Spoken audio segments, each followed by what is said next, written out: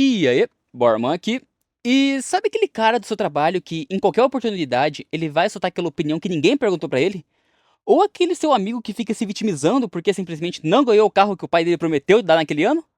Bom, tem também o youtuber, político, tiktoker, qualquer porcaria que aparece na internet e te deixa extremamente nervoso com as opiniões, claro, 100% relevantes, porque depois que você soube que a blogueira tal viajou pra X países, ou o youtuber que comprou a 15ª mansão dele, e aí você fala, meu Deus do céu, eu odeio essa pessoa. Então, aquela senhora de 21 anos de idade do seu trabalho vira pra você e fala: ignora, cada um é cada um, cuide da sua vida. Certo? Você tem mais uma pessoa pra você odiar, ótimo.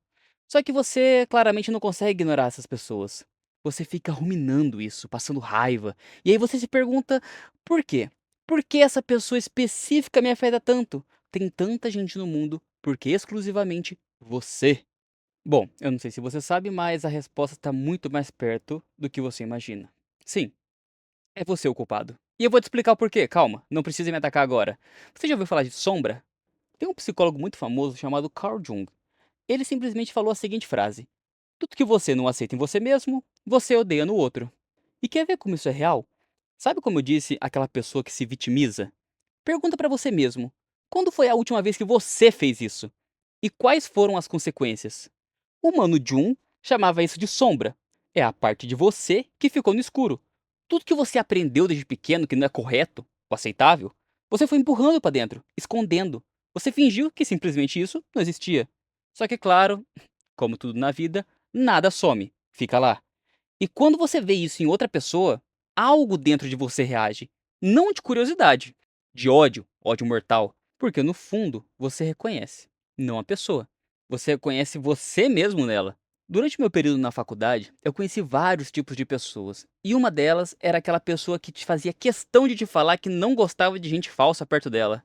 Só que pensa comigo, ela claramente era uma dessas pessoas. Ela vestia uma máscara e sorria para quem ela não gostava. Ela vestia uma máscara e falava muito bem de uma pessoa, e onde a pessoa não estava, ela falava as maiores atrocidades da vida da pessoa. Você viu? Ela odeia exatamente no outro o que ela esconde dentro de si mesma. E em outros casos, você pode analisar até com pessoas mais velhas isso. Pessoas mais velhas normalmente gostam de pessoas proativas, pessoas que fazem alguma coisa da vida. Logo, elas odeiam pessoas à toa. E quando vê uma à toa, despreza, um total julgamento sobre elas. Mas pega, por um lado, elas estão certas. Só que pro outro, elas podem ter um sonho que nunca foram atrás. Não tô falando que tá certo você ser acomodado, pelo amor de Deus.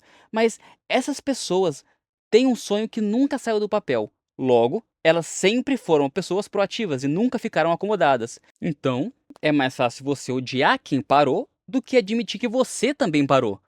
E por que você sabendo disso tudo não resolve nada? Você pode entender tudo sobre a sombra, concordar com o que foi dito aqui e amanhã continuar odiando as mesmas pessoas do mesmo jeito. Lembra, o conhecimento sozinho, ele não vai mudar nada. O que realmente vai mudar é o que você vai fazer com ele e aonde você vai aplicar. Certo? E em que momento você vai aplicar esse conhecimento?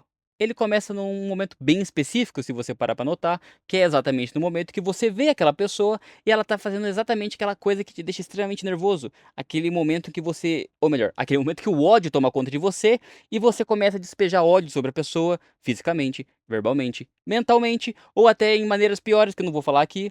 E depois disso tudo, você olha pra si mesmo e sim, você deve se perguntar, é um momento difícil, é um momento de fraqueza sua, porque ninguém consegue simplesmente da noite pro dia fazer isso. Mas olha pra si e se pergunta, honestamente, o que essa pessoa tá me mostrando sobre mim? Quando alguém te irrita, ao invés de você gastar energia pra odiar aquela pessoa, tenta fazer essa pergunta simples. Isso que eu tô vendo nessa pessoa existe em mim. E se existe, de que forma? Não precisa ser igual, nem também na mesma intensidade, no mesmo grau, mas existe. Quase sempre a resposta vai te deixar desconfortável. E é exatamente aí que você vai começar o seu crescimento. Pensa na seguinte situação, e acontece muito mais do que a gente imagina. Dois amigos de infância cresceram junto, mesma rua, mesma escola, mesmos amigos. Um deles, em algum momento, arrisca algo impensável, largou o emprego estável, foi atrás de alguma coisa diferente e bum, deu certo. Parabéns. O outro ficou. Mesma cidade, mesmo trabalho e a mesma rotina de sempre. Bom, você já sabe Aí que começa. O que ficou passa a ter uma raiva inexplicável do amigo que foi. Critica suas escolhas, fala que teve sorte, que o mundo é injusto e que quem arrisca assim é uma pessoa totalmente irresponsável. A raiva dele cresce todos os dias, o ressentimento toma conta. Mas para se perguntar: você acha que esse cara nunca quis fazer alguma coisa diferente da sua vida? A resposta não vai aparecer nas palavras, nos olhos, na hesitação. Ele não odeia o amigo. Ele odeia a versão dele que existe e de não ter coragem de arriscar alguma coisa que ele quis e que em outra pessoa, essa pessoa fez e deu certo. E sabe o que é engraçado disso tudo? A gente passa a vida inteira querendo mudar o outro. A gente quer que aquela pessoa suma, desapareça. A gente quer mudar o jeito que ela vê o mundo para que o jeito dela agrade a nós. Mas você já parou pra pensar quanto tempo na vida você já gastou com raiva de alguém que nem sabe que você existe? Aquele político que você odeia, aquele influenciador que só de aparecer na sua tela você já quer quebrar o celular, aquele cara do seu trabalho que você passa no corredor e você quer simplesmente tacar uma caneca na cabeça dele. Essas pessoas estão dormindo bem, comendo bem, tá vivendo a vida delas tranquilamente. E você aí, nosso pequeno, pequena guerreira, tá carregando um ódio que pesa muito mais em você do que pesaria nas pessoas que você tá odiando. Isso não é força. Isso é uma prisão que você mesmo construiu pra você. Você tem noção que você construiu uma prisão, você entrou, se trancou nela e cadê a chave? A chave da prisão tá exatamente onde ninguém quer olhar. A chave da prisão tá com você. Não é fácil você aceitar isso. De verdade, não é. Porque é muito mais confortável eu pegar, apontar meu dedo pra pessoa, falar as maiores atrocidades pra ela, ou melhor, guardar pra mim mesmo o meu ódio mortal que eu tenho sobre essa pessoa, em vez de virar esse dedo pra mim mesmo. Pensa bem, você já tentou odiar alguém e no fim das contas resolveu alguma coisa com isso? Você já ficou com raiva da pessoa por meses, anos, independente, e no final saiu melhor? Provavelmente não. Porque a raiva que você projeta no outro não muda o outro, mas ela te consome. E isso custa muito pra você. O psicólogo Jung, que eu tinha acabado de comentar sobre ele dizia que integrar a sombra, reconhecer as partes que você empurrou pra dentro, é o caminho mais difícil e ao mesmo tempo o mais libertador que existe. Não porque você vira uma pessoa perfeita, mas porque você para de gastar energia fingindo ser o que não é. Você para de se esconder de si mesmo.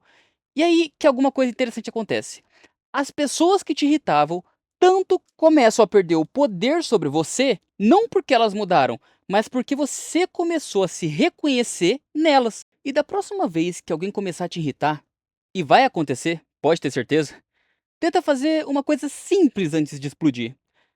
Para, respira e se pergunta: o que essa pessoa está me mostrando sobre mim?